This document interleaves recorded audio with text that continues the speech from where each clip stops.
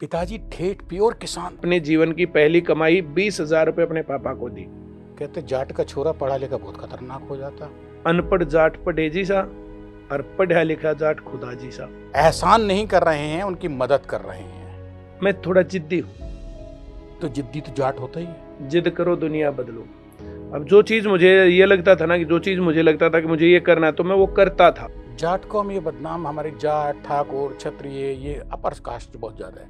हरियाणा में जाट गुजर ये सब इस बात के लिए क्यों हमेशा हम लोग को कहा जाता है, कुछ कौमों को, कि साहब ये पढ़ नहीं सकती है। तुझे बेईमानी से चलना है या ईमानदारी से चलना है? तुझे नरम बन के रहना कि अकड़ के रहना है? तुम्हें सक्सेसफुल होना कि नाकामयाब होना है? हमारे घर में लेडीज नहीं पीती थी, बहुत सारी जो है लेडीज भी पीती, जैसे मेरी बुआ ही पीती है। रियल जो मेरी बुआ है वो पीती है हुक्का। वो हुक्की पीती है। हाँ, हुक्का हुक्की कुछ नशा तो है ही। मैथ के घिसे हुए स्टूडेंट थे बिल्कुल, मतलब मैथ जैसे। सरकारी नौकरी की तैयारी करने ही आया था मैं दिल्ली। सरकारी नौकरी की तैयारी ही करता था और उसी अटेम्प्ट में मेरा क्लियर भी हुआ था, लेकिन वो क्लियर होने से पहले पढ़ाने का मौका मिला और पढ़ाने में ज्यादा मजा आया।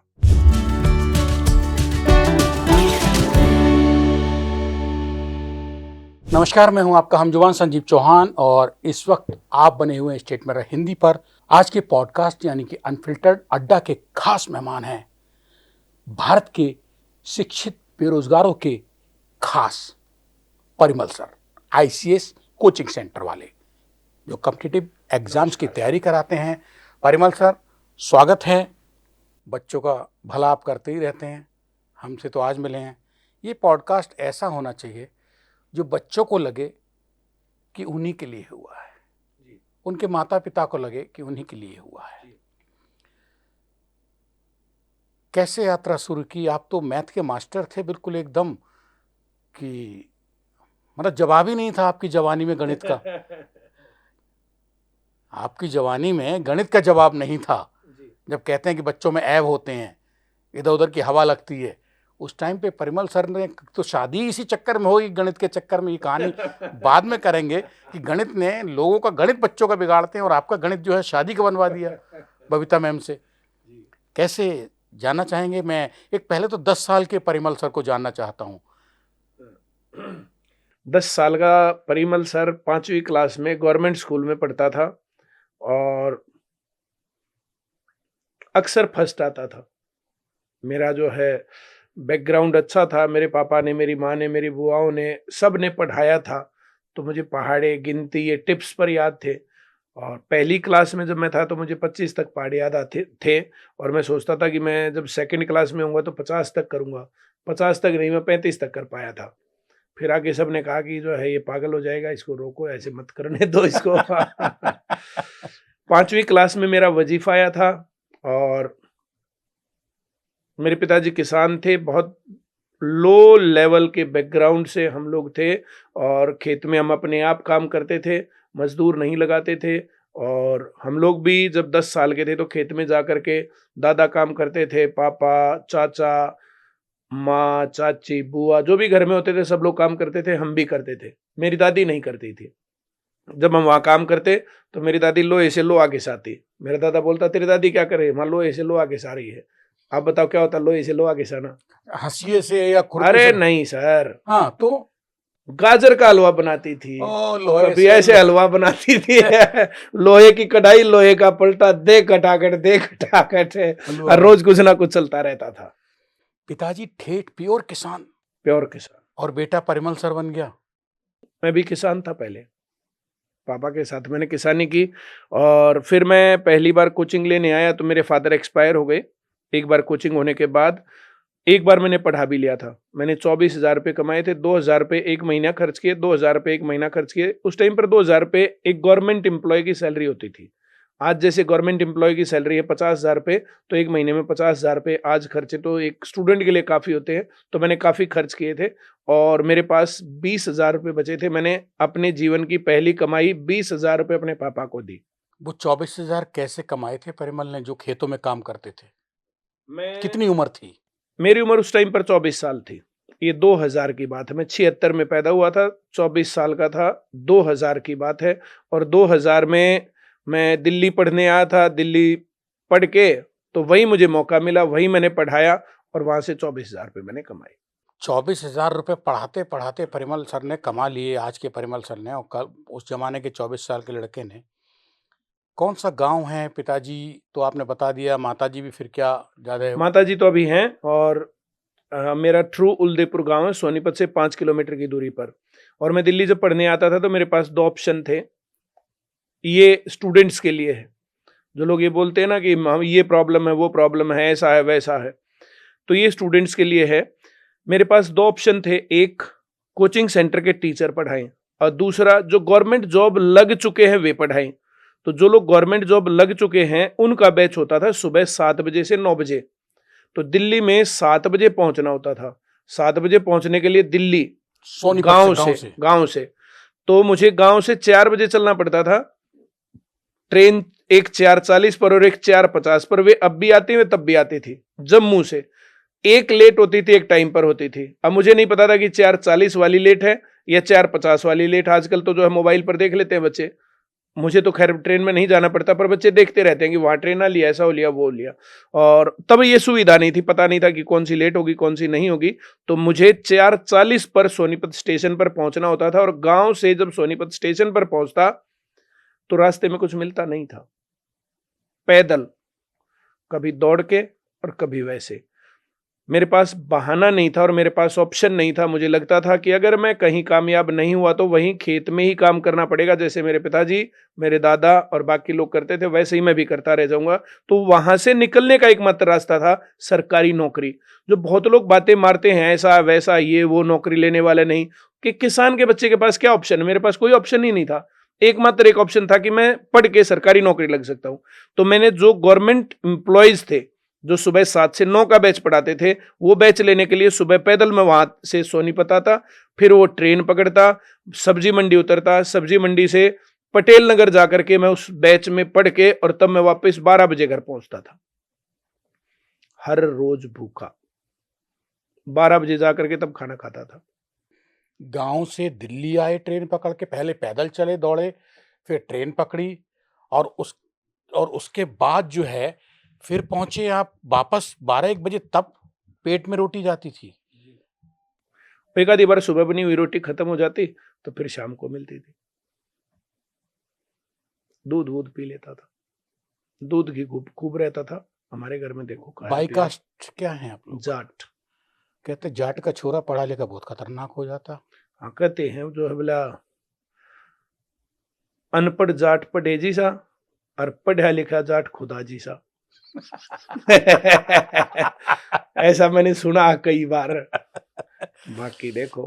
Parimal sir ICS coaching centre चला रहे हैं, लाखों बच्चों को पढ़ा रहे हैं, हजारों बच्चों को फ्री में भी पढ़ा रहे हैं। एहसान नहीं कर रहे हैं, उनकी मदद कर रहे हैं, उन बच्चों की जिनको आप निःशुल्क शिक्षा दे रहे हैं। एक लड़का जो दिल्ली में पढ़ता था, मैथ की मास्टरी आपकी पढ़ाई के टाइम में हो गई थी।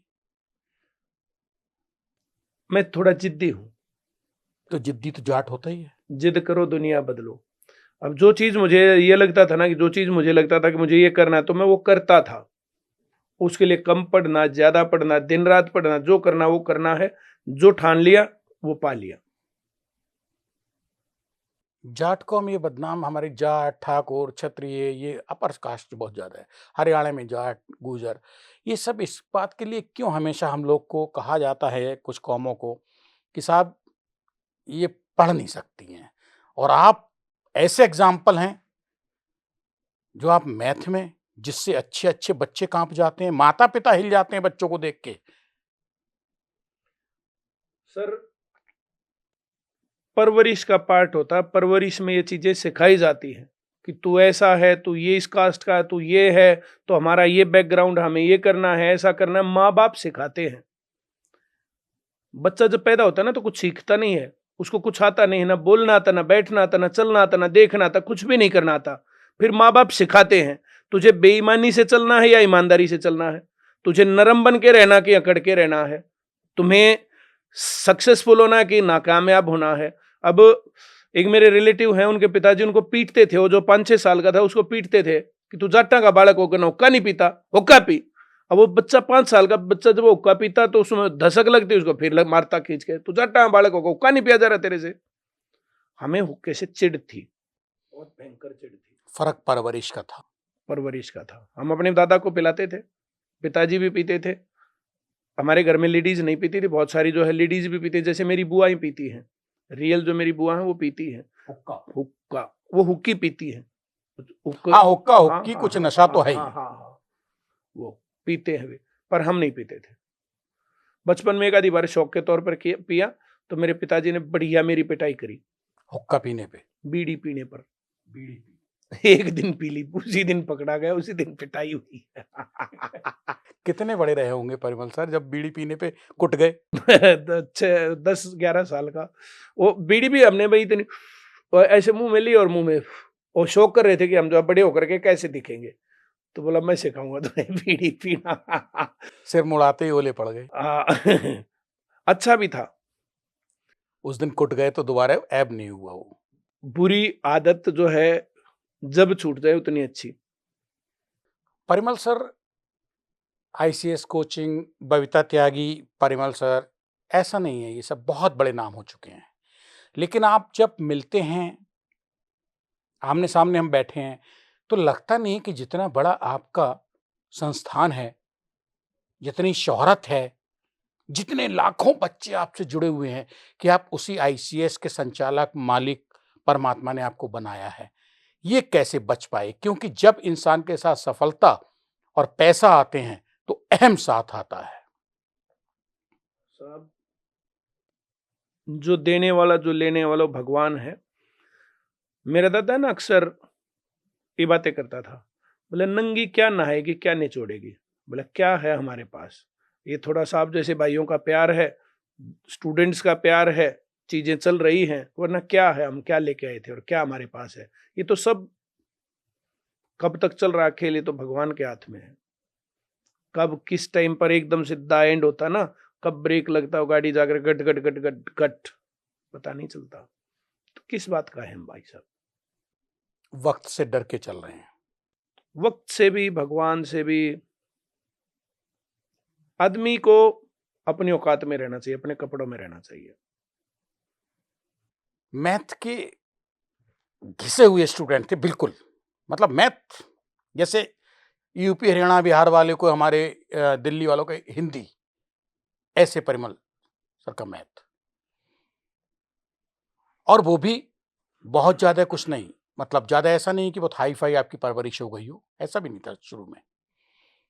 आपने इस मैथ को, इतना अच्छा मैथ था, कहीं सरकारी नौकरी कभी लेने की कोशिश की? आज आप लाखों बच्चों को दिलवाए बैठे हैं सरकारी नौकरी। सरकारी नौकरी की तैयारी करने ही आया था मैं दिल्ली, सरकारी नौकरी की तैयारी ही करता था, और उसी अटेम्प्ट में मेरा क्लियर भी हुआ था। लेकिन वो क्लियर होने से पहले पढ़ाने का मौका मिला और पढ़ाने में ज़्यादा मज़ा आया। जब तक फाइनल सिलेक्शन होता तब तक मुझे लगने लग गया कि मुझे पढ़ाना चाहिए। इन बिटवीन मेरे फादर एक्सपायर हो गए। फादर एक्सपायर होने के बाद मेरे मन में ये विचार था कि अगर मैं गवर्नमेंट जॉब पा लूँगा तो मेरे को कोई अफसर बनने में दिक्कत नहीं थी, मेरी शादी भी वैसी ही हो जाएगी। अगर मैं सिर्फ सैलरी के ऊपर काम करूँगा तो मैं अपनी वाइफ की और अपने बच्चों की तो परवरिश कर लूँगा, लेकिन जो माँ है विधवा और जो छोटे भाई बहन हैं वे क्या करेंगे? और ये सवाल छोटा नहीं था, बड़ा सवाल था।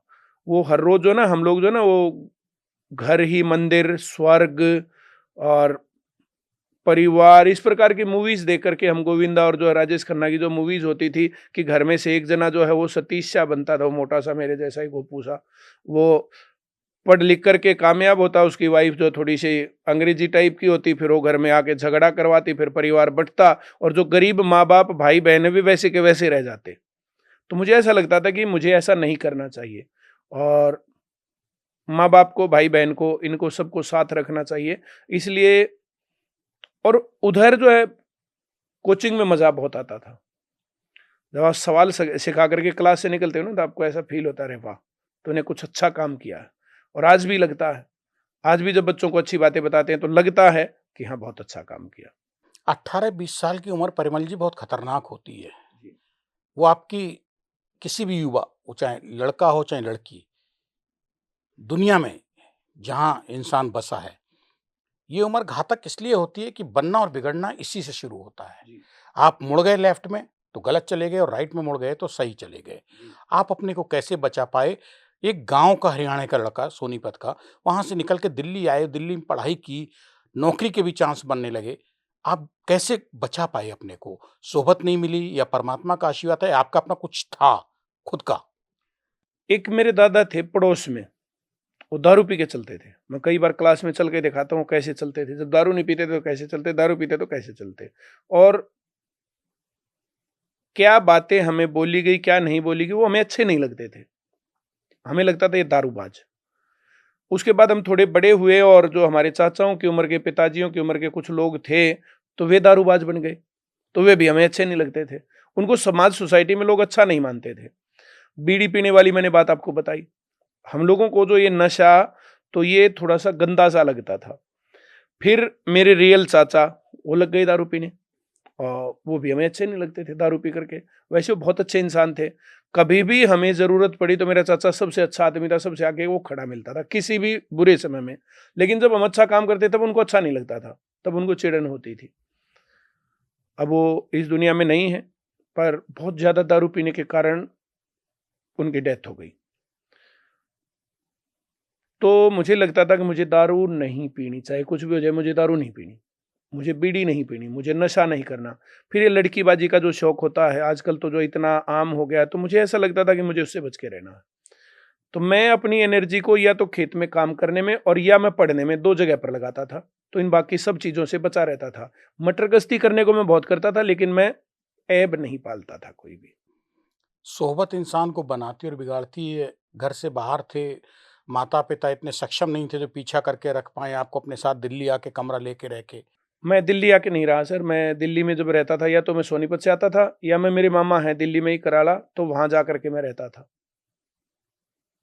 मैं बाहर नहीं रहा कभी। और दूसरे नंबर पर मेरी माँ ने, मेरे पापा ने बहुत चेज़ किया मेरे को। फ़िल्में देखता था मैं बहुत। मुझे बहुत गंदे सेक्शन में डाल दिया।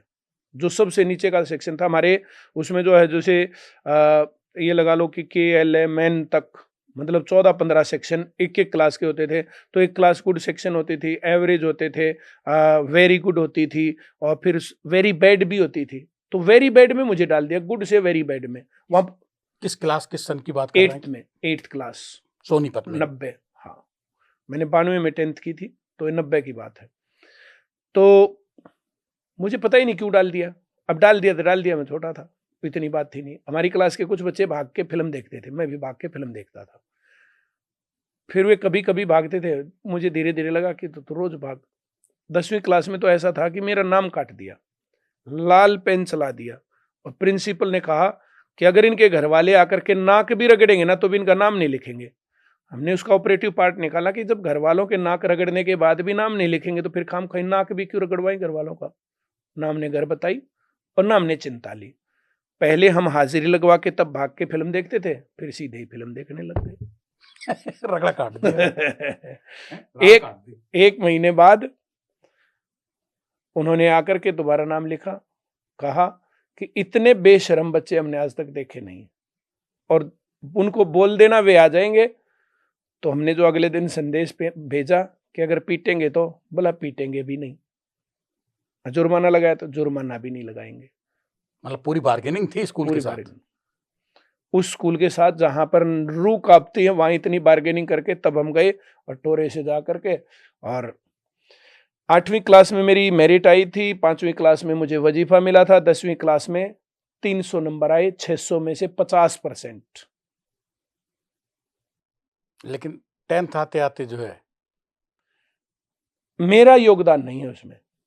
अब इतने गंदे सेक्शन में डालेंगे तो मैं क्या करूँ? वहाँ पढ़ाई नहीं होती थी, वहाँ बैठ के भी क्या करूँ? मतलब स्कूल ने गलत स्टेप ले लिया अनजाने में। 11वीं क्लास में, 12वीं क्लास में हम बहुत अच्छे पढ़े। 12वीं क्लास में हालाँकि मैं फ़ेल हुआ, पर फ़ेल होने में भी हमारा योगदान नहीं है। वो भी स्कूल ने कर दिया? वो भी स्कूल ने कर दिया, वो कैसे? वो दूसरे ने कर दिया। एक स्कूल का हमारे स्कूल में सेंटर आया, 8वीं क्लास का। वो प्रिंसिपल हमारे उसके पास गया, भाई साहब ये वो आपके ही बच्चे ये वो और नकल करवा देना। वो बोला खड़ा हो, भाग। कुछ बिगड़ रही होगी उनके आपस की, ऐसे भगा दिया, भाग। तो जो है सेटिंग करके रुपए दे के जो भी करके हमारे सेंटर को उसने उसमें डलवा लिया और वहां डलवा करके वही इनकी रड़क काटनी है। पहला पेपर हुआ हमारा बहुत बढ़िया, वो सोच रहे थे कि नकल नहीं करने देंगे, हम पढ़े लिखे थे। दूसरा पेपर फिर बहुत बढ़िया हुआ, उन्होंने भाई ये तो बात बनेगी नहीं, ऐसे अगर ये जो पेपर कर गए तो फिर हमारा क्या रह गया, फिर तो जो इतने पैसे लगाई ये किया वो किया तो बात ही नहीं बनेगी। तीसरे पेपर से उन्होंने कॉपी केस कर दिया, आपस में 4 जनों की कॉपी बांधी, कॉपी केस विदल्ट कर दिया, रोक दिया रिजल्ट। हम तो कुछ नहीं कर सकते। नहीं रिजल्ट नहीं रुका, फेल हुए हम। एक में जैसे पहला पेपर था हिंदी का था, तो उसमें 50 में से 46 शायद मेरे थे, 40 प्लस थे।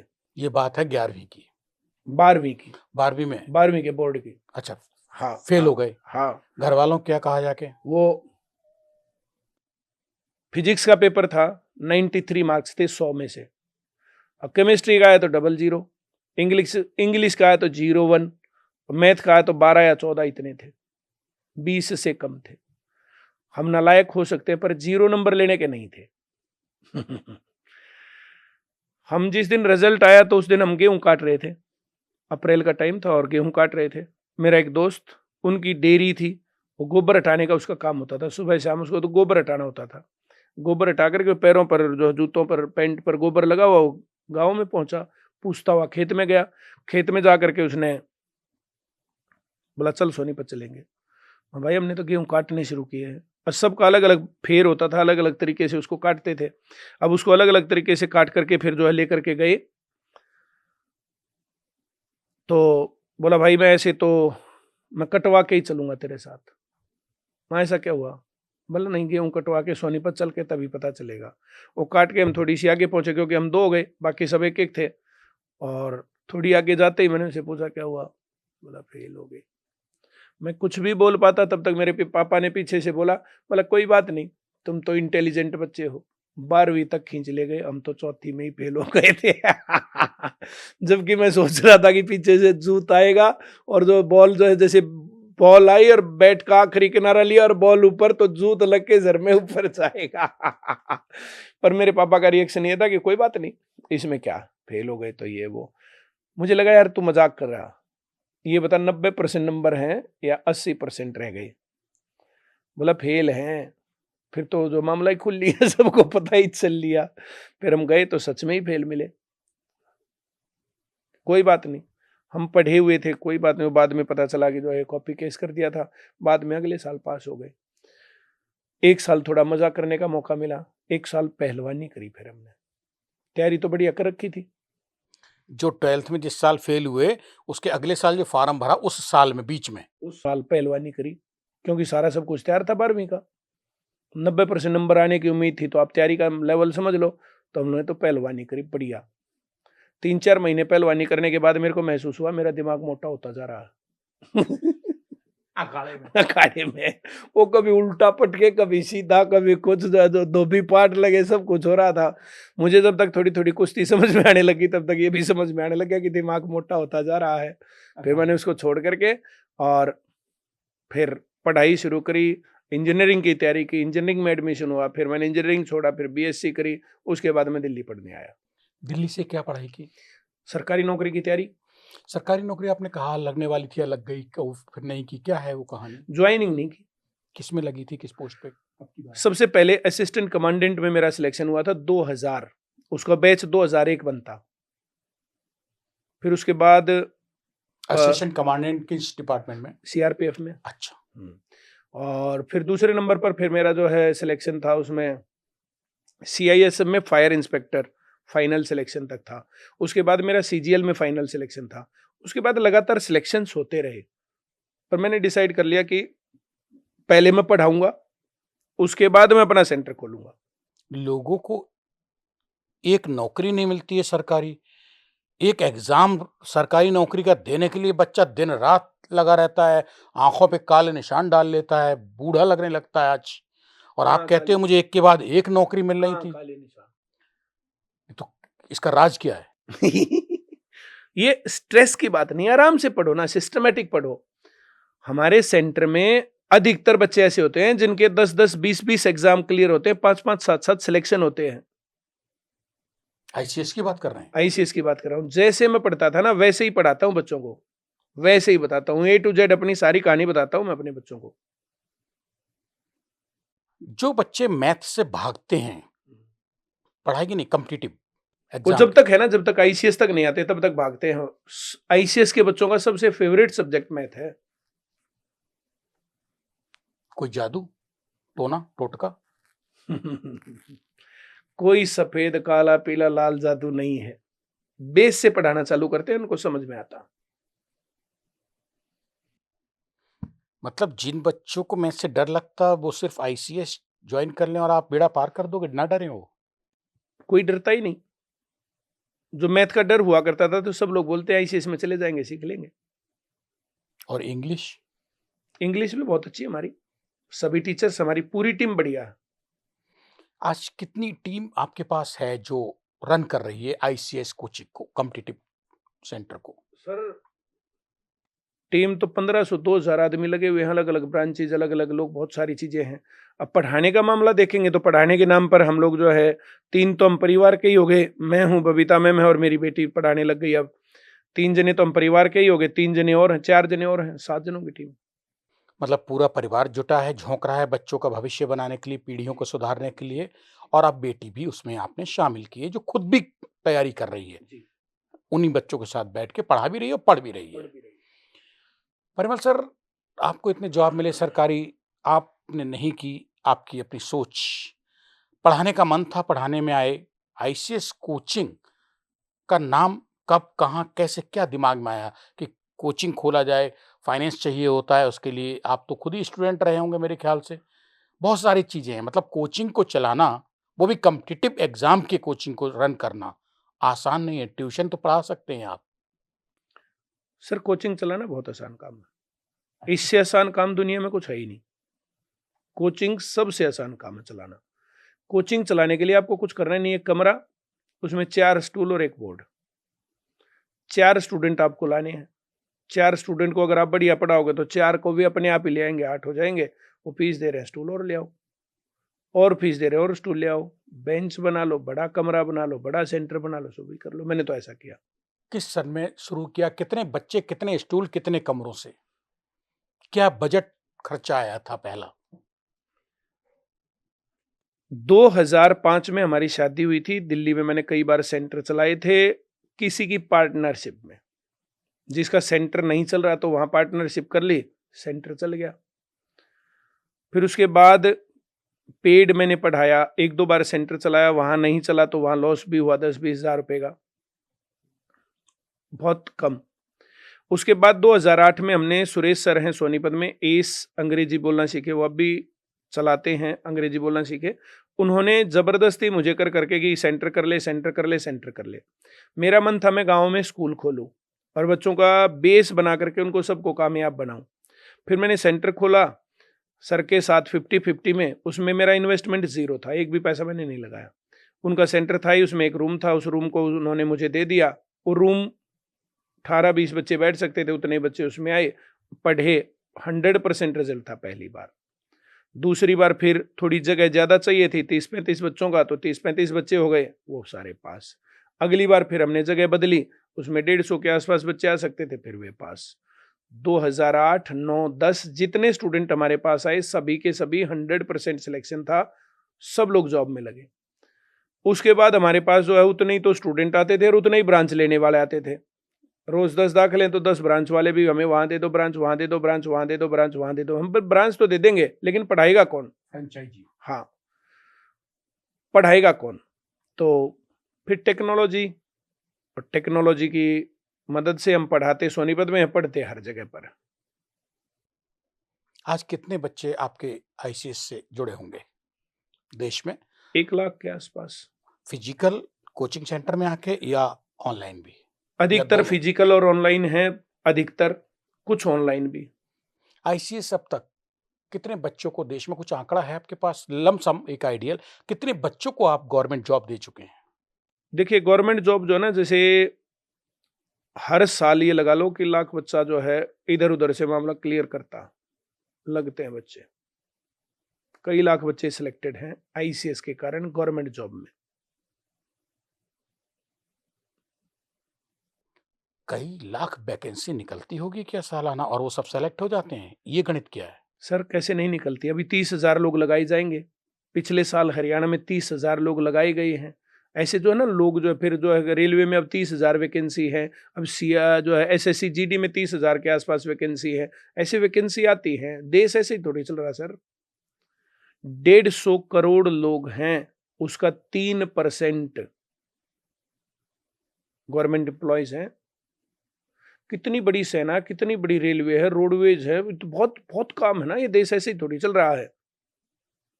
उन पर हमारी निगाह नहीं जाती। बहुत सर्विसेज हैं देश में। कहीं रोड बन रहे हैं, कहीं सड़क बन रही है, कहीं जो है जैसे भाई मेट्रो बन रही है, मेट्रो चल रही है। कितने डिपार्टमेंट हैं। परिमल सर, कॉम्पिटिटिव एग्जाम की आप तैयारी कराते हैं, बच्चे निकल जाते हैं, कुछ नहीं निकलते हैं, ये एक मैटर अलग है। आज गवर्नमेंट जॉब की क्या मारामारी है भारत में? जितनी ज़रूरत है क्या उतनी वैकेंसी नहीं है? वैकेंसी है उतनी। भारत में पढ़ाई की क्वालिटी खराब है। लोगों के अंदर क्वालिटी नहीं, लोगों को कुछ आता नहीं है। हमारे पास तो आज तक गवर्नमेंट जॉब की गारंटी है। जो स्टूडेंट आकर के पढ़ता, जो तैयारी करता, वही लग जाता है। एक भी आदमी मेरे पास आकर के, मैं यहाँ चुटकी बजा के कह रहा हूँ, एक भी आदमी आके कहे कि मैं परिमल सर, बबीता मैम जैसे पढ़ाते हैं, जैसे बताते हैं, जैसे गाइड करते हैं, आईसीएस की टीम जैसे बोलते हैं, हम वैसे पढ़े और सिलेक्शन नहीं हुआ, एक जना तो लाओ ढूंढ के। अच्छा, इसमें सच्चाई है कि कॉम्पिटिटिव जो एग्जाम है, ये ऑनलाइन प्लेटफॉर्म है आपके, इस पर यहाँ चुटकी बजा के कह रहा हूँ, एक आधा तो लाओ ढूंढ के कि मैं रह गया। ऑनलाइन या मतलब फिजिकली ऑनलाइन या पढ़े, देखो ऑनलाइन पढ़ो, फिजिकल पढ़ो, उसमें कोई दिक्कत नहीं है। किताब लो, सही ढंग से क्लास लो, सीखो।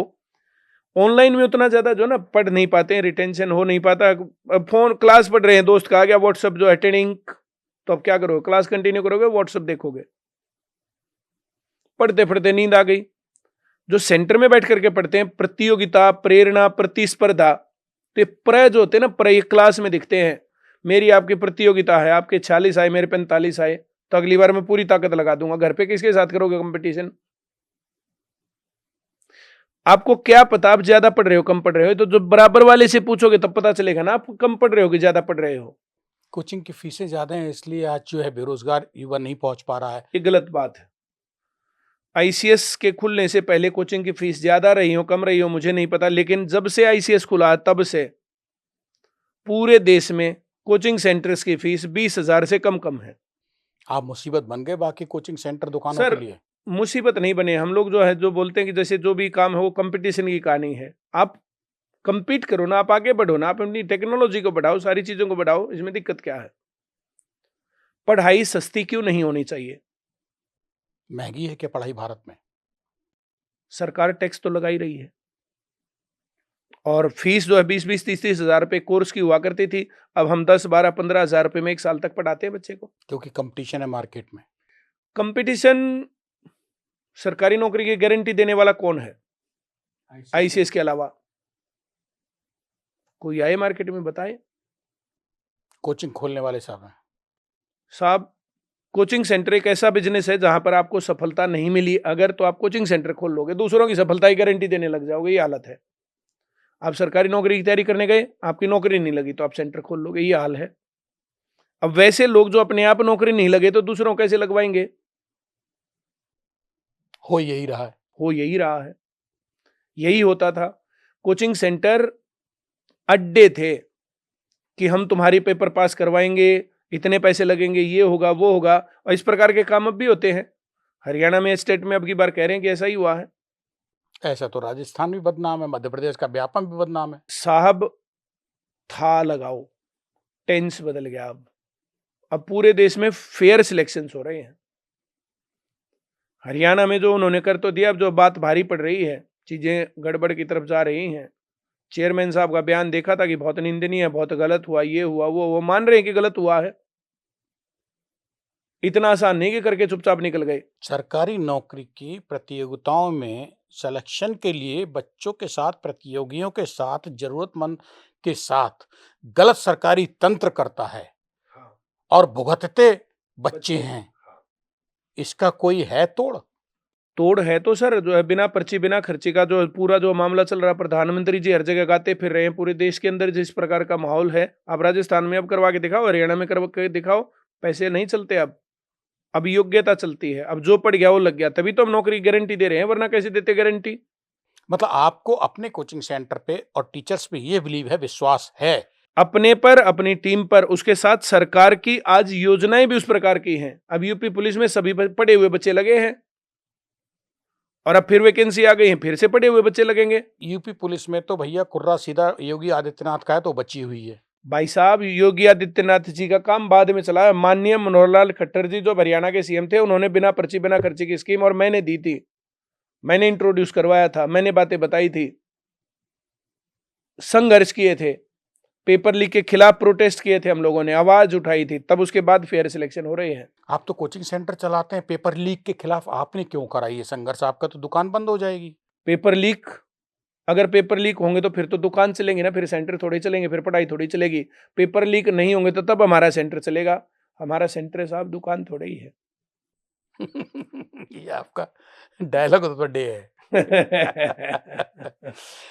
अच्छा सर, एक बात बताइए, जब आप इतनी सब खुल के बात कर ही रहे हैं पॉडकास्ट में, और हम जो दर्शक इस वक्त जुड़े हुए हैं सब्सक्राइबर हमारे स्टेट में हिंदी पे, मैं बताना चाहूँगा कि मैं आपके साथ हूँ, आपका हमजुबान संजीव चौहान, और हमारे साथ हैं Parimal sir. Parimal sir math के मास्टर, और आपको भी मैथ सिखाने की गारंटी लेते हैं। मैथ हुआ नहीं है, बना के रखा हुआ है। ये परिमल सर और उनके ICS coaching centre, competitive coaching centre की गारंटी है। एक बार आजमा के देखो। ये मैं नहीं कह रहा हूँ, पैसा बहुत ज़्यादा नहीं लगता है, आपकी मर्जी है, या कहीं भी जाइए, लेकिन कोचिंग सेंटरों की दुकानों से बच जाइए, ये भी एक बहुत बड़ी बात है। खैर, संजीव सान्याल प्रधानमंत्री नरेंद्र मोदी के आर्थिक सलाहकार आयोग के सदस्य हैं। बहुत बड़े आसमान पे पद पे बैठे हुए हैं, ऊंचाई से देख रहे हैं नीचे को, और कहते हैं कि यूपीएससी की तैयारी करना वेस्टेज ऑफ टाइम है। क्या मायने, क्या मतलब है इसका? मैं ये कहता हूं, किसी को यूपीएससी करना हो चाहे ना करना हो, जॉब करनी हो चाहे ना करनी हो, हर एक आदमी को पहले सीजीएल लेवल की तैयारी और फिर यूपीएससी लेवल की तैयारी हर एक आदमी को करनी चाहिए। ये जो भारत में स्कूलों में बढ़िया पढ़ाई नहीं हो रही है, उस सारी कमी को दूर कर देंगे। लेकिन यूपीएससी की जो तैयारी करता है, सीधा विदेश सेवा में जाना चाहता, आईएएस आईपीएस बनना चाहता है, वो तो एसएससी को ही समझता मेरी तो तौहीन है, चाहे वहां 6 अटेम्प्ट में धक्के खाता रहे। देखो साहब, हर एक आदमी अपने हिसाब से सोचता है। कोई 4 फुट का आदमी तो 4 फुट की सीध में, कोई 5 का तो 5 की सीध में, कोई 6 का तो 6 की सीध में, 7 का तो 7 की सीध में। हर एक आदमी अपने लेवल से सोचता है, हर एक आदमी लेवल से देखता है। अब कोई आदमी इस प्रकार के और एक्सपेक्टेशंस के चक्कर में फंसे तो उसका क्या कर सकते हैं? भारत में बेरोजगारी, मैं आपसे सवाल पूछ रहा हूं, भारत में बेरोजगारी है नहीं है? बहुत है। मैं कहता हूं है ही नहीं। मैं जब सरकारी नौकरी की गारंटी कह रहा हूं, 5 मिनट पहले बात हुई ना, सरकारी नौकरी की गारंटी, फिर बेरोजगारी कैसे है? 2008 से आज 2025 26 आ गया, 2008 से 2026 तक आईसीएस में आने वाला एक भी बच्चा आकर के कह दे कि मैं परिमल सर के बताए रास्ते पढ़ा, तैयारी करी और मेरा सिलेक्शन नहीं हुआ, एक भी, उसकी जगह मैं कितने ही बच्चों को फ्री पढ़ाऊंगा, ये मेरी गारंटी है। फ्री तो आप हजारों बच्चों को अभी भी पढ़ा रहे हो। नहीं, फ्री तो अब कोई फीस नहीं दे सकता, किसी के माँ बाप नहीं है, किसी को कोई और दिक्कत हो गई तो उसका क्या करें? उनको सिर्फ फीस के कारण पढ़ाई ना। बात ये हो रही ना, ये तो चैलेंज की बात हो रही ना, ये तो चैलेंज की बात हो रही है ना। तो आज तक आया और ना आगे आएगा।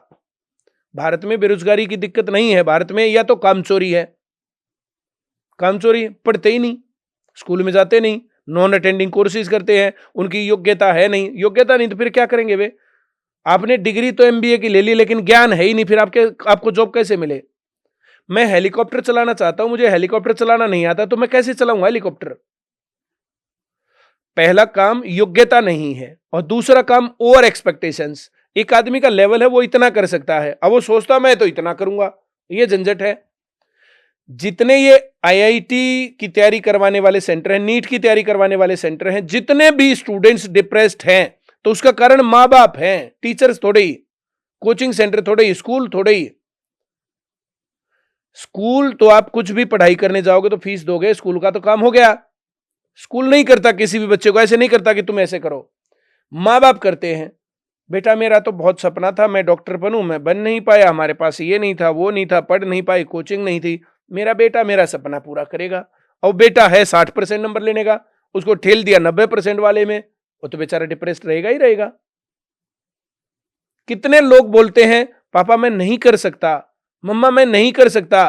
बेटा you can do it. Yes मेरा लाला बेटा यू कैन डू इट। अगर तुम्हारे इतने नंबर आए तो तुम्हें ये मिलेगा, इतने आए तो ये मिलेगा, इतने आए तो ये मिलेगा। मां बाप की ओवर एक्सपेक्टेशंस ने बच्चों को डिप्रेस्ड कर रखा है। कोटा में यही इसीलिए मर रहे हैं बच्चे। मरने से पहले अगर पेरेंट्स उस बच्चे की बात सुने तो फिर कैसे मरेगा वो? उसको लगता है कि ना तो तेरी सुनता रहा टीचर, ना तेरी क्लास में पूछ, ना तेरे घर वाले तेरी सुन रहे। क्या करें? मैंने सुना है कि मेरे पेरेंट्स ने कहा कि या तो तू नीट करके आना और नहीं तो सुसाइड कर लेना वहीं ट्रेन के नीचे, ट्रेन के अंदर मत चढ़ना, अंदर कूद जाना नीचे। आपके यहाँ स्टूडेंट आए, उनको कुछ माँ बाप ने उनके कहा, कुछ स्टूडेंट्स? उन स्टूडेंट्स ने नहीं कहा, किसी और आदमियों ने कहा। स्टूडेंट्स में इतनी हिम्मत नहीं होती वो बात कहे। जो बड़े आदमी हो गए तब वो एनालाइज करते हैं कि पेरेंटिंग, व्हाट इज पेरेंटिंग, फिर बोलते हैं वे, फिर लोग बताते हैं। और जब ये बातें होती हैं कि जो पेरेंटिंग क्या है, बातें ये होती हैं वो होती हैं, तब वो रोते हैं बैठ करके। पॉडकास्ट चल रहा था ऐसे ही, और जो जिक्र चल पड़ा इस बात का, पढ़ाई, बर्डन, ओवर एक्सपेक्टेशंस। तो बोला ऐसा तो हमने ना तो कभी सुना ना हमने देखा, ये वो हमारे घर वाले ऐसे करते थे, ऐसे करते थे, ऐसे करते थे। लिटरली लोग रोए। पॉडकास्ट में उसको कट करके फिर दोबारा से उसको चालू किया। मतलब बच्चों ने ये कह दिया कि हमारे माँ बाप जो है इतनी एक्सपेक्टेशन मतलब रख रहे थे, उम्मीदें? सभी रखते हैं साहब, सभी रखते हैं। जितने आईआईटी और नीट की तैयारी करने वाले बच्चे हैं और जो सक्सेसफुल नहीं हो रहे उनसे पूछो ना। बोला हम तो खाम खाए, हम तो ढेल रखे हैं बच्चों पेरेंट्स ने। आज के टाइम पर जो पेरेंट्स अपने बच्चे को घर से बाहर भेज रहा है तो उसको 100% रिस्क है। कितना ज्यादा नशे का कारोबार है, कितना ज्यादा जो है ड्रग्स चल रहा है, अब अपराध किस लेवल पर है, और ये लड़के लड़कियों के जो गलत संबंध चल रहे हैं किस लेवल पर है। किस बच्चे को पता है जो बच्चा घर से बाहर चला गया तो उसके साथ क्या हो रहा है, वो क्या कर रहा है, वो अपने आप संलिप्त है गलत एक्टिविटीज में, या उसको गलत तरीके से मोलेस्ट किया जा रहा है, वहां पर ह्यूमिलेट हो रहा बच्चा वो और मर रहा है। मर रहा है। और माँ बाप को घर में बैठ के जिन्होंने अरमानों के साथ भेजा है, बड़े बड़े ऊंचे अरमानों के साथ, और बड़े प्राउड से बोलते हैं मेरा बेटा तो कोटा में जाके ऐसे ऐसे ऐसे करके बोलते हैं, मेरा बेटा कोटा में जाकर के तैयारी कर रहा है, मेरी बेटी वहां पर जाके आईआईटी की तैयारी करे, मेरा बेटा ये, मेरी बेटी ये। उस बेटे बेटी से पूछ तो लो। ओवर एक्सपेक्टेशंस और काम चोरी, ये दो गड़बड़ है भारत में। अब मुझे बताओ, छठी मंजिल पर जाना है तो पहले पहली मंजिल पर जाना चाहिए, पहले सीधा ही छठी पर? ये गड़बड़ है भारत में। तो जो आप कह रहे हो ना कि जो यूपीएससी के एस्पिरेंट है वे बेइज्जती मानते हैं ऐसे सोचना, तो इसीलिए डिप्रेस्ड भी तो है। 1000 ही तो लोग लगेंगे, बाकी देश कहां जाएगा? बड़े बड़े नामी गिरामी कोचिंग सेंटर से खोल करके बैठे हैं और लाखों बच्चों को पढ़ा करके 10-20 बच्चों को जो है उनका रिजल्ट छाप करके बड़ी वो मारते हैं तारीफ। मैं गारंटी दे रहा हूं ना, हम जो पढ़ा रहे हैं, हम जिस लेवल की बात कर रहे हैं, एक तो लाओ बेरोजगार जो हमारे रास्ते पढ़ा, मेहनत करे और बेरोजगार रह गया। नहीं तो आप तो यूपीएससी पढ़ाते ही नहीं, आप तो एसएससी पढ़ाते मैं हो। यूपीएससी नहीं पढ़ाता, मैं तो एसएससी पढ़ाता हूं। मैं जिस लेवल का पढ़ाता हूं उसी की तो गारंटी दूंगा। मैं जिस लेवल का पढ़ाता हूं उसी की तो गारंटी दूंगा। मैं गारंटी और चीज की कैसे देने लग जाऊं? तो इसकी वजह ये तो नहीं कि यूपीएससी क्लास आप नहीं ले रहे हो इसलिए कह रहे हो? 1 लाख लोग पढ़ाए और 20 लोग सेलेक्ट हुए, तो बाकी लोगों का कौन माई बाप? वे कहां जाएं? वे किसकी मां को मां कहें? लावारिस हैं। मैं यही पूछ रहा हूं। वो अपने गांव से 10-10 साल लगा देते हैं, दिल्ली में पड़े पड़े अपनी जमीन बेच देते हैं, माँ बाप कर्जे में हो जाते हैं, और जिनका क्रैक नहीं हो पाता फिर वो कहां जाएं? घर के रहना घाट के। तो जो ये ओवर एक्सपेक्टेशंस है ना, ये गलत है, माँ बाप की भी और जो कर रहे हैं उनकी भी, और जो करवा रहे हैं उनकी भी। ये गलत कहानी है। संजीव सान्याल साहब के स्टेटमेंट पे कुछ कहना चाहेंगे जो उन्होंने कहा कि यूपीएससी मैंने कहा ना कि जो है, जैसे है। मैंने कहा ना, इस भारत देश में पहला काम एसएससी लेवल की कोचिंग और दूसरा काम यूपीएससी लेवल की कोचिंग हर एक आदमी को करनी चाहिए। आपका दिमाग खोल देंगे। आपको बिजनेस करना कर लेना, आपको पॉडकास्ट करना ना कर लेना, आपको जो काम करना कर लेना। एक एसएससी की तैयारी और दूसरा यूपीएससी की तैयारी हर एक आदमी को करनी चाहिए। जिस आदमी के पास सब कुछ है ना, वो क्या कहेगा, मुझे तो गाड़ी की जरूरत नहीं है, मुझे तो बड़े घर की जरूरत नहीं है। तो भाई साहब, आप बड़े घर को छोड़ करके दूसरे लोगों को रहने को दो और आप रह के दिखाओ झोपड़ी में। आप अपनी गाड़ी को छोड़ करके आप बाकी चीजों में रह के दिखाओ। आपके पास सारी चीजें, सारी चीजों को यूज करे हो, मुझे तो चाहिए नहीं है। ऐसे कितने लोग नहीं भरे पड़े हैं, बताओ जरा।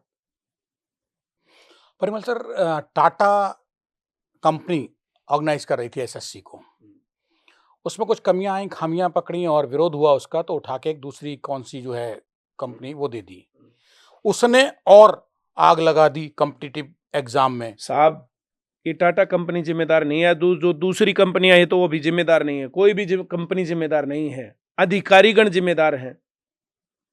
आप अपने काम पे लूप होल छोड़ते हो। एक टेक्निक है, जब आपका कंप्यूटर हैक होता तो पता चलेगा, आप उस टेक्निक का यूज करके और जहां पर कंप्यूटर हैक हो रहा है तुरंत से उसका जो ब्लॉक कर दो।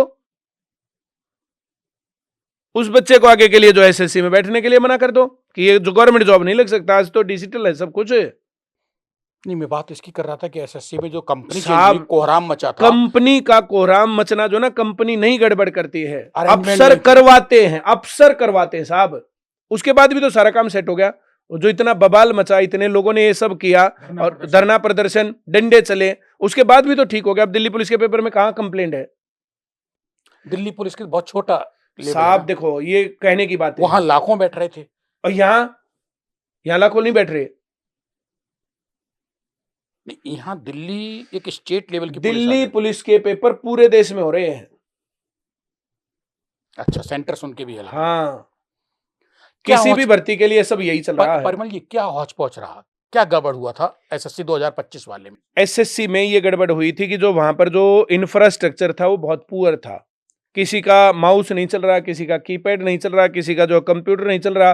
अब जो है एसएससी ने स्ट्रिक्टनेस की और जो लैब लिए गए थे वे सभी लैब सही तरीके के करवा दिए। वहां पर माउस भी सही हो गया, लैपटॉप भी सही हो गया, वो सब कुछ सही हो गया, कोई दिक्कत नहीं थी। जिन बच्चों ने विरोध किया इन कमियों का, उन्हें बाउंसरों से कुटवाया गया है। बाउंसरों से, पुलिस से कुटवाया गया। लेकिन जब ये बात जो है बड़ी लेवल पर उठी तो इसका असर पड़ा, सरकार ने संज्ञान लिया और वो चीजें अब सुधरी है। मतलब आपको लग रहा है कि 2026 का एसएससी जो एग्जाम प्लान्ड है, सही होंगे।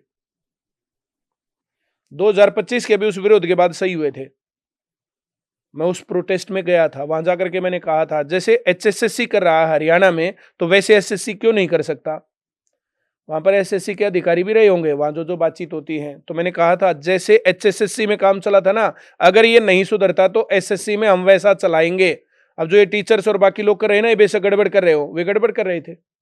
मैंने कहा हमने एचएसएससी को सुधरवाया, अब एसएससी को सुधरवाएंगे। वहां पर जाकर के मैंने 2-3 मिनट की स्पीच दी थी। सरकारी नौकरियों में परिमल सर, क्या एसएससी की जो होती हैं इनमें भी जोड़ तोड़ और दाम से बिकती हैं, पद बिकते हैं? सर, बिकते थे, अब बहुत सुधार है। अब जो ये हमारे माननीय प्रधानमंत्री जी हर जगह पर जाकर के बिना पर्ची बिना खर्ची, तो ये नीचे के अफसर और ये जो नेतागण हैं, जो मंत्री वंत्री हैं, ये सब अब उतना खुल करके वो नहीं कर सकते कि चलो जो अब मामला चल रहा है कर लो। अगर किसी टाइम पर उनके संज्ञान में आ गया तो सबको लटका देंगे। तो अब जो उतना गदर नहीं मचा हुआ है, जो सरकार की तरफ से चलता था, नीचे जहां जोड़ जुगाड़ हो जाता है, जो बोला 100 में से 99 बेईमान, फिर भी मेरा भारत मान। अब यहां ईमानदार वो है जिसका मौका नहीं लगता है। तो जो इस देश के ऐसे हाल में, तो जो आदमी जहां पर मौका लगता कर देते हैं काम, लेकिन उसका इलाज है। कंप्यूटर हैकिंग एक प्रॉब्लम है और कंप्यूटर हैकिंग का समाधान है। जैसे ही कंप्यूटर वहां से बाहर अटैच होता है, तुरंत प्रभाव से उसका जो है संज्ञान में आना चाहिए मामला और उसको जो है बंद कर दो। ये काम एसएससी कितनी देर में कर सकता है? सेकंड्स में ऑटोमेटिक सॉफ्टवेयर कर देगा। ऐसा सॉफ्टवेयर क्या करता भी होगा? नहीं करता? करता नहीं, करना चाहिए। क्यों नहीं करता एसएससी? बताया ना, मामला नीचे से ऊपर तक चलता है। परिमल सर, ये तो एसएससी और आपके आईसीएस कोचिंग की बात रही। सवाल ये है कि मैथ का student top cream class Parimal, आपकी शादी जो है बबीता त्यागी से, आप तो जाट पुत्र और ब्राह्मण पुत्री, कहीं से कहीं तक परिवारों का कोई सोच समझ संस्कार का मिलन नहीं था। मैथ के चक्कर में शादी हो गई। बबीता त्यागी को आपका मैथ का स्टाइल पढ़ने पढ़ाने का अच्छा लगा, तो आपको बबीता में क्या चीज़ लगी? ऐसी कोई पढ़ाई में चीज़ अच्छी लगी जो आपने कहा भाई मैं तेरे को चल मैथ में खींचूँगा, तू मेरे को इसमें खींच लो? उनका जीके बहुत बढ़िया था। General knowledge, history, political, economics, जो मेरा जो दूर दूर तक का भी नाता नहीं था तो उसको बहुत बढ़िया आता था। और मैंने उसको जो प्रपोज करते हुए कहा था, we are complement to each other, हम एक दूसरे की कमी के पूरक हैं। मुझे मैथ रीजनिंग आता है, तुझे जीके आता है।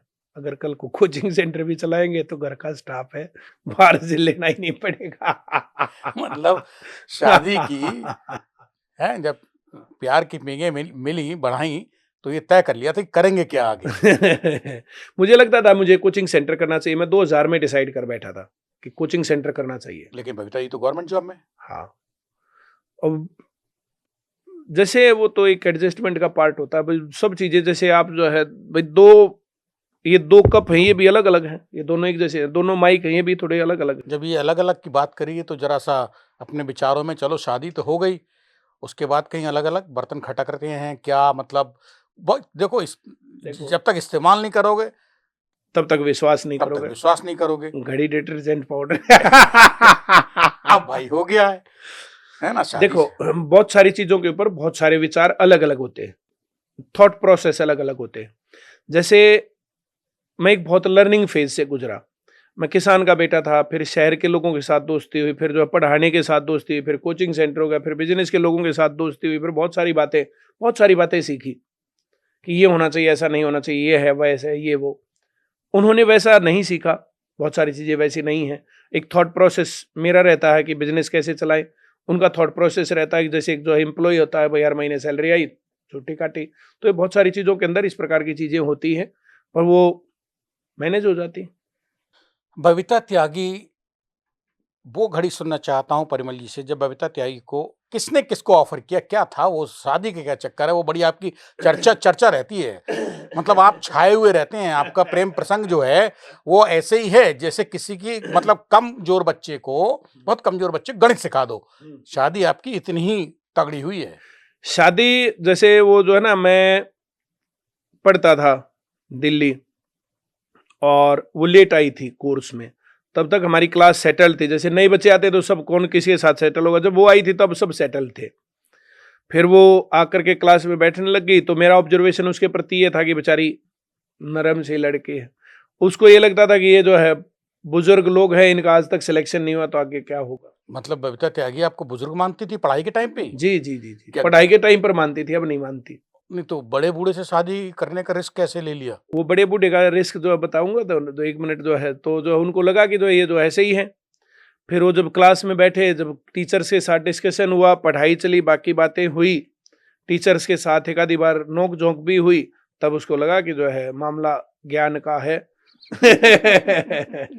ये नहीं है कि जो है बुजुर्ग है और जो है कामचोर हैं या निठल्ले हैं या नालायक है, ऐसा नहीं था। हमारा पूरा ग्रुप बढ़िया था और हम बढ़िया पढ़ते थे और हम लोग जो है तैयारी इस हिसाब से कर रहे थे कि 100% जॉब गारंटी होनी चाहिए और हम लोग लगेंगे, श्योर लगेंगे।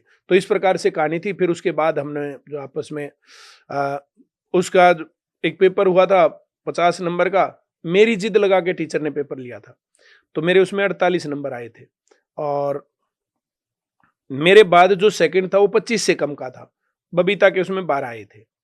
तो मैथ का मामला, जो पढ़ा लिखा इंटेलिजेंट, ये मामला जो है वहाँ से मुझे उसमें लगता था इसको जीके सही आता है। तो हमारी बातचीत यहाँ से शुरू हुई थी कि भाई तू मेरे को जीके पढ़ा दे, मैं तेरे को मैथ पढ़ा दूंगा। फिर वहाँ से जीके और मैथ की पढ़ाई की अदला बदली में प्रेम प्रसंग हो गया, एक दूसरे ने अपनी भावनाएं एक दूसरे को 10-15 दिन बाद फिर मैंने जो है मैं सोच रहा था ऐसे, और जो है जैसे रुझान लग रहा था जैसे बबीता जी की तरफ हाँ, इलेक्शन से पहले जो रुझान लगता है ना, आने लगे थे कि बीजेपी जीतेगी। हाँ, बीजेपी जीतेगी। तो जिस दिन मुझे प्रपोज कर रहा था उस दिन इसने छुट्टी कर ली, तो मैंने इसको कॉल किया कि तूने आज छुट्टी क्यों कर ली, मुझे बहुत जरूरी बात करनी थी। तो इसने कहा कि क्या जरूरी बात थी, फोन पे बताऊँ? मैं फोन पे बताने की नहीं है, तो आमने सामने बैठ के बताने की बात है। बोले नहीं फिर भी कुछ हिंट दे दो। माना फोन पे नहीं बताऊंगा, मैं तू आ जा। मैंने इसको बुला लिया, बबीता जी को। तो मेरी बस ये वो फलाना, इसने सारी बातचीत जो है ना, सारी पॉसिबिलिटीज ढूंढ करके कि आना पॉसिबल नहीं है, तो फिर ये आई नहीं। सी वॉज रेडी टू कम, वो बात सुनने के लिए कि मुझे क्या बात करनी है, पर वो आई नहीं। 2-3 बार हमने बार-बार बात करके, क्योंकि एक क्लास तो बीच में तो फ़ोन कर नहीं सकते, तो क्लास जब खत्म होती फिर मैं दोबारा फ़ोन करता कि क्या रहा, आओगी, नहीं आओगी, ये वो, तो इस प्रकार से तो जो है लास्ट तक हमने ट्राई किया, पर that was not practically possible नहीं था। तो फिर ये नहीं आई, अगले दिन आई, फिर हम लोग क्लास के बाद हम लोग मिले बैठ के, तो मैंने इसको कहा कि देखो भाई, हम लोग इस लेवल में तो है नहीं कि बहुत ज़्यादा एक-दूसरे से प्यार करते हैं, ये है वो। मुझे ऐसा लगता है कि भई मुझे तुम पसंद हो, और अगर तुम्हारी तरफ से भी हाँ, तो हम शादी कर सकते हैं, we can be complement to each other. तो मैंने ये उसको कहा था, तो उसने कहा कि हाँ, मैं भी ऐसा ही सोच रही थी। उसने मतलब छुपी रिस्तम थी, खुल नहीं रही थी। हाँ, नानू कुछ नहीं कहा था, उसने सीधा ये कहा था कि हाँ, मैं भी ऐसा सोच रही थी। मैं सोच तो ले 1-2 दिन बोली, नहीं मैंने काफ़ी सोच लिया और मैं तो इस डिसीज़न पर हूँ। मतलब कहलवाने का इंतजार कर बस रही थी कहलवाने कि का इंतजार था। आगे कौन बढ़े। हाँ, कहलवाने बिल्ली का गले में इंतजार। घंटी कौन बांधे, वो हाँ, परिमल जी से बंधवाई। हाँ, हाँ, हाँ, बहुत चालू निकली इस हाँ। मामले में। वो जिस दिन वो प्रपोज़ करने वाली बात थी, तो एक इसी का फ्रेंड था, इसी की उसमें डाइट में पढ़ता था, वो उसको मैं अक्सर बाइक पर बिठा करके चौक तक छोड़ता था। तो उस दिन भी उसने कहा, अरे यार, तू जो सही टाइम पर मिल गया, मेरे को जल्दी से छोड़ दे। मैं, भाई आज नहीं तेरा काम बनेगा। बोला क्यों? आज मेरे साथ दूसरी सवारी है। बोला तेरे साथ कौन सवारी है? मैंने कहा बबीता। बोला बबीता त्यागी? हाँ। बोला वो जाएगी नहीं। मैं कोने पर खड़ा हूँ छुप करके, और जब मैं जाऊंगा मैं तेरे को बाय करके जाऊंगा। तो फिर हम जो है बैठ करके गए, तो वहां जाकर के मैं बाय। बबीता बैठी ही पीछे हाँ, बाइक पे हाँ, और परिमल जी चला रहे हैं। हाँ, हाँ, और वो लड़का देख रहा है, जो कह रहा है कि ऐसा नहीं होगा, बबीता बाइक पे आपकी नहीं बैठेगी। हाँ। तो फिर हम लोग जो वहां से जाकर के फिर हमने बातचीत करी। तो उस दिन बोला, यार मैं तो वहीं घंटे तक खड़ा रहा, ये वो फलाना ढिमकाना, बबीता तो जो है ऐसा था वैसा था, किसी के साथ ना बात करती थी, ना बैठती थी, ना जाती थी, सब लोग इसको ऐसी एटीट्यूड वाली ये ऐसी बातें मानते थे। मैं, भाई मेरे साथ तो चलेगी, तेरे सामने की बात है। तो फिर हम लोगों की बातचीत वहां से, फिर हमारा रोज जो है लगभग पढ़ने लग गए। पहले सेंटर में पढ़ते थे, फिर सेंटर वालों ने मना कर दिया, भाई ऐसे हम लड़के लड़की को बैठने नहीं देंगे।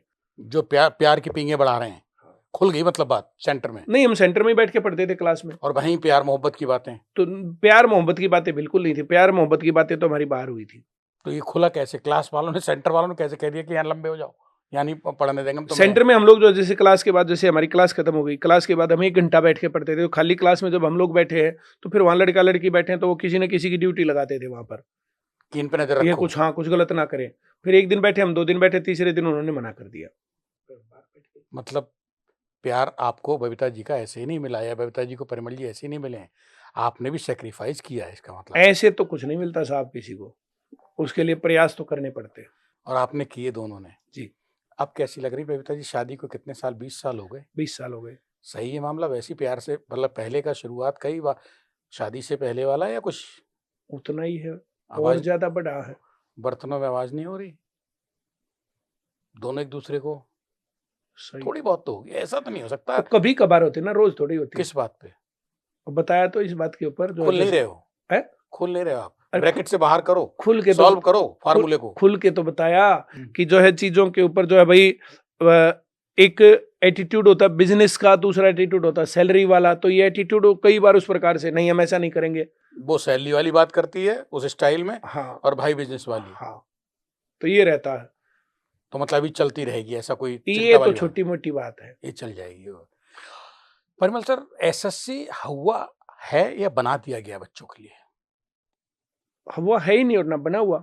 जिसको नौकरी चाहिए पहुंच जाओ ICS में, कहाँ हुआ? 2-3 साल की तैयारी करने वाला हर बच्चा लग जाता है, कहाँ हुआ?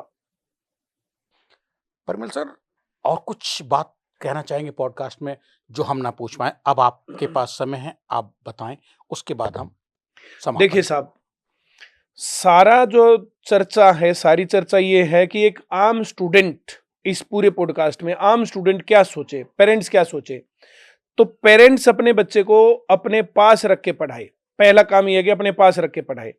दूसरे नंबर पर स्टूडेंट की प्रोग्रेस को आप जो है देखते रहें। हो क्या रहा है कि जैसे बच्चा स्कूल में पढ़ रहा, और स्कूल में पढ़ते पढ़ते उसके ऊपर जो है 100 रिस्ट्रिक्शंस है। आपको टाइम पर जाना है, वैन छोड़ रही है, घर से वैन बिठा रही है, घर पे वापस वैन छोड़ रही है, वहां स्कूल है, आपके पास कोई चांस ही नहीं, आप बिगड़ो। फिर वहां से जब बाहर बच्चा निकलता तो एकदम से पैर खुलते हैं, तो फिर हर एक पेरेंट्स, मुझे तो मेरे बेटे ने धोखा दे दिया, मेरी बेटी ने धोखा दिया था, मैंने तो ऐसा सोचा ही नहीं था, मैं तो सोचता था बहुत शरीफ है। तो बच्चे के ऊपर ये विश्वास नहीं करना, बच्चे को अपने को चेक करते रहना है। आपका बच्चा सही चल रहा है, गलत चल रहा है, आपको चेक करना है। तो हर पेरेंट्स अपने बच्चे को अपने आसपास पढ़ाए, दूर नहीं भेजना। हर रोज उसकी गतिविधियों पर नजर रखे कि ये खुश है, दुखी है, काम चल रहा है, नहीं चल रहा है। अब एक बचपना होता है, बचपने को नहीं मारना चाहिए। 7वीं क्लास में बच्चे से उम्मीद नहीं करनी चाहिए 40 साल के आदमी जैसा व्यवहार करेगा।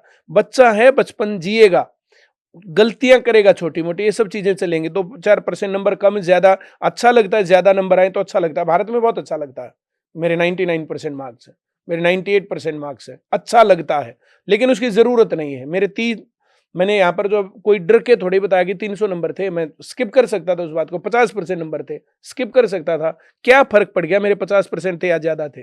वो दिखाने में बहुत अच्छा लगता है, दूसरा आदमी दिखा रहा है, मैं दिखा रहा हूं, तो थोड़ा सेम होता है, लगता है कि भाई ये सब चीजें होनी चाहिए। तो अपने बच्चे को जो ना, जैसे एक चांस देना है, प्लेटफॉर्म देना है अपने घर के आसपास, और फिर उसकी चॉइस को पूछते रहना, बेटा तू करेगा, नहीं करेगा छोड़, दूसरा कर ले। ये काम हर पेरेंट्स को करना है। और जहां पढ़ रहा ना, तो सिर्फ फीस देना जिम्मेदारी नहीं है। फीस देने के बाद वहां महीने में एक बार जरूर जाकर के पता करके आना चाहिए कि मेरा बेटा बेटी आता है रोज कि नहीं आता, पढ़ता है कि नहीं पढ़ता है, काम करता है कि नहीं करता है, खुश रहता है कि नहीं रहता है। इतनी जानकारी जरूर कभी बच्चों की नॉलेज में और कभी बच्चों की बिना नॉलेज के स्टाफ के साथ मिलकर के बातचीत डिस्कस करके जरूर आना चाहिए काम। चाहे स्कूल में पढ़ रहा, चाहे कॉलेज में, चाहे यूनिवर्सिटी में, चाहे कहीं भी। बच्चा कब पैर फिसल जाए पता थोड़ी चलता। कुल जमा आज के पॉडकास्ट का लबोलबाब निकल के जीस्ट जो आ रहा है वो यही आ रहा है, परिमल सर से बात करके, कि बच्चों से ज्यादा दोषी बच्चों के वे माता पिता होते हैं। अपने पढ़ते हुए बच्चों की अकाल मौत के लिए, सुसाइड्स के लिए, जो बच्चों की कैपेसिटी से ज्यादा उनसे उम्मीद करते हैं। जो बच्चा साइंटिस्ट नहीं बनने वाला है और उसको उसी में रौंदते हैं, वो बच्चा ना घर का रहता है ना घाट का, और नौबत आत्महत्या की आ जाती है।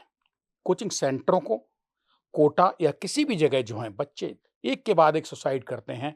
कोहराम मचता है, कुछ दिन बाद शांत हो जाता है, लेकिन बर्बाद वो घर होता है, वो माता पिता होते हैं जो अपने बच्चे को जाने अनजाने खो देते हैं। दबाव में नहीं, ईमानदारी से बच्चों के मददगार बनिए।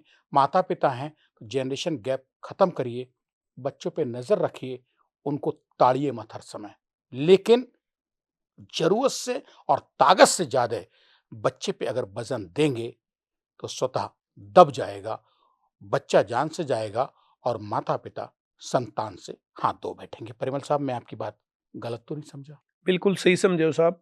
एक बच्चा कामयाब होता है तो माँ बाप को अप्रिसिएशन मिलता है, एक बच्चा गलत काम करता है तो माँ बाप को गालियां मिलती हैं। कारण माँ बाप जिम्मेदार हैं हर काम के लिए, चाहे बच्चा कामयाब चाहे नाकामयाब। हर माँ बाप को ये बात समझनी पड़ेगी।